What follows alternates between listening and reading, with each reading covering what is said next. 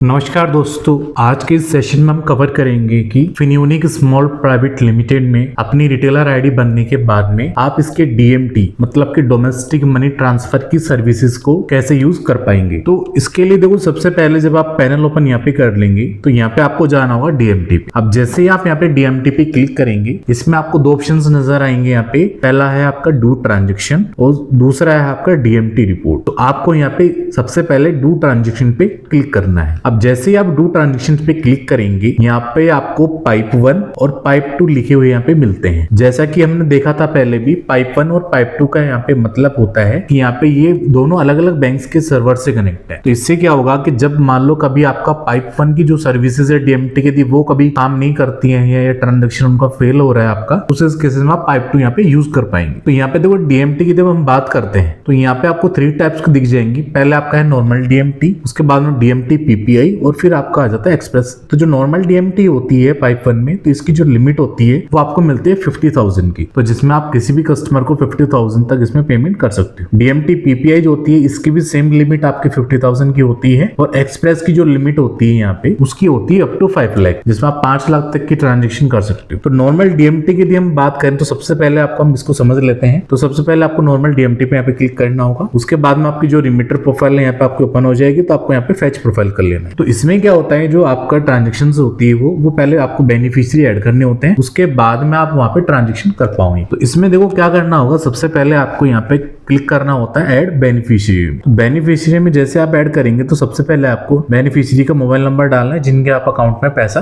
भेजना चाह रहे हैं यहाँ पे। उसके बाद में उनका आपका अकाउंट नंबर डालना होगा, उसके बाद में आईएफएससी कोड, फिर आपका बैंक और उसके बाद में बेनिफिशियरी का नेम डाल के आपको रजिस्टर बेनिफिशियरी यहाँ पे कर देना है। तो जैसे ही आप यहाँ पे रजिस्टर करेंगे आपको बेनिफिशियरी का जो नेम है आपको यहाँ पे दिख जाएगा। उसके बाद में आप क्या करेंगे कि यहाँ पे आपको क्लिक करना होगा सेंड मनी पे। अब जैसे आप सेंड मनी पे क्लिक करते हैं तो आपको यहाँ पे अमाउंट डाल देना है और अमाउंट डाल के आपको जनरेट ओटीपी पे क्लिक करना है। तो जनरेट ओटीपी करते ही क्या होगा, आपका जो भी रजिस्टर्ड नंबर है उस पे आपको ओटीपी आएगा। आपको यहाँ पे ओटीपी डाल देना है और यहाँ पे आपको ट्रांसफर का मोड सेलेक्ट कर लेना है, आईएमपीएस एनईएफटी, और आपको मेक ट्रांजेक्शन कर देना है। तो आपकी इंस्टेंट जो यहाँ पे ट्रांजेक्शन हो जाएगी। तो ये होता है आपका नॉर्मल डीएमटी के अंदर। अब यदि हम बात करें डीएमटी पीपीआई की, तो इसके अंदर क्या करना होता है, आपको सेम आपको रिमीटर प्रोफाइल को पहले फेच कर लेना है। उसके बाद में आपके रजिस्टर्ड नंबर पे क्या होता है कि आपको ओटीपी रिसीव होता है, तो आपको यहाँ पे ओटीपी डाल देना है और नेक्स्ट पे क्लिक करना है। नेक्स्ट पे जैसे आप क्लिक करते हैं तो यहाँ पे आपको वही बेनिफिशियरी की लिस्ट दिख जाएगी। तो आपको यहाँ पे भी ऐड बेनिफिशियरी कर लेना है जिनका अकाउंट नंबर, आईएफएससी, आपको बैंक सेलेक्ट करना होगा, बेनिफिशियरी का नेम और सेव कर लेना है। तो सेम आपको जो बेनिफिशियरी आपको यहाँ पे दिख जाएंगे। उसके बाद में सेंड मनी पे आपको क्लिक करना है, अमाउंट डालना होगा आपको और सबमिट करना है। तो जैसे ही आप यहाँ पे फिर डालते हैं ओटीपी, तो आपको यहाँ पे क्या ओटीपी रिसीव होगा, तो जिसमें आपको यहाँ पे ओटीपी डाल देना है आपका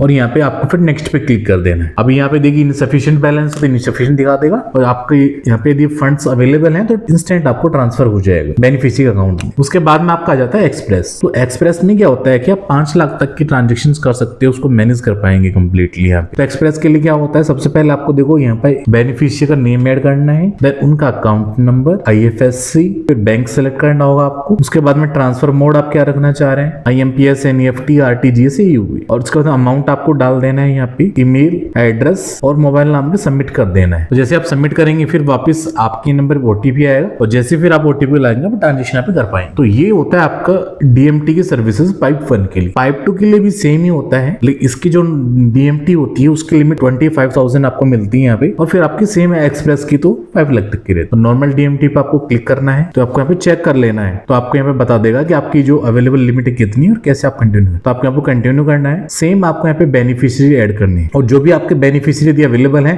तो आपको यहाँ पे वो बेनिफिशियरी लिस्ट के अंदर दिख जाएंगे। तो आपको बेनिफिशियरी में जाना है, उनका बेनिफिशियरी का नेम है आपको यहाँ पे डालना होगा। उसके बाद में उनका बैंक सेलेक्ट आपको करना है यहाँ पे, उनका अकाउंट नंबर, आईएफएससी, उनका स्टेट सेलेक्ट करना है, इनके date of birth, pin code, address डाल के आपको वेरीफाई करना होगा, ऐड बेनिफिशियरी करके फिर आप ट्रांजेक्शन यहाँ पे कर पाएंगे। उसके बाद में आपका सेम डीएमटी एक्सप्रेस आ जाता है। तो एक्सप्रेस के लिए हम बात करें डीएमटी का आपका, तो इसमें जैसे आपका वही same account holder name, account number, IFSC code, bank, transfer mode, amount, email, address, mobile number, तो ये सभी आपको डाल के यहाँ पे पहले सबमिट कर देना है और उसके बाद में आप फिर यहाँ पे ट्रांजेक्शन कर पाएंगे। तो गाइज आज के लिए वीडियो के लिए इतना ही। बाकी नेक्स्ट सेशंस में हम आगे की जो चीजें हैं, बीबीपीएस की जो सर्विसेज है उन सभी को हम कवर करें। तो आज की वीडियो के लिए इतना ही। Thank you very much.